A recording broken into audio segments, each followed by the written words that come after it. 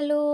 তো দেখো, একটা ছোট্ট চারা থেকে ফুল ফুটতে কয়েক মাস সময় লেগে যায়, কিন্তু তারপরে যখন ফুলগুলো ফোটে সেগুলো বেশি দিন কিন্তু থাকে না, মরে যায়। এই যেমন ধরো এই চন্দ্রমল্লিকা গাছটি, এটা দেখো এখন মরে গেছে, কিন্তু কিছুদিন আগে পর্যন্ত কত সুন্দর ফুল ফুটেছিল, দেখেই চোখ জুড়িয়ে যাচ্ছিল। তাই যে ফুলগুলো মরে গেছে সেগুলোর মায়া লাগে কাটতে, কিন্তু কি করব, সেই ফুলগুলো যদি না কেটে দেওয়া হয় গাছে আর নতুন করে ফুল ফুটবে না। তাই যতই মায়া লাগুক, এই যে যে ফুলগুলো মরে গেছে কিংবা মরবো মরবো হয়ে গেছে, সেই ফুলগুলোকে কেটে দিতে হয় যাতে নতুন করে আরও ফুল ফুটতে সাহায্য করে।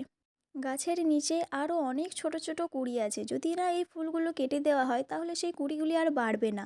তাই এই কুঁড়িগুলোকে বাড়ানোর জন্য নতুন ফুল ফুটবে কিছুদিনের মধ্যেই, তাই এই ফুলগুলোকে কেটে দিতে হচ্ছে।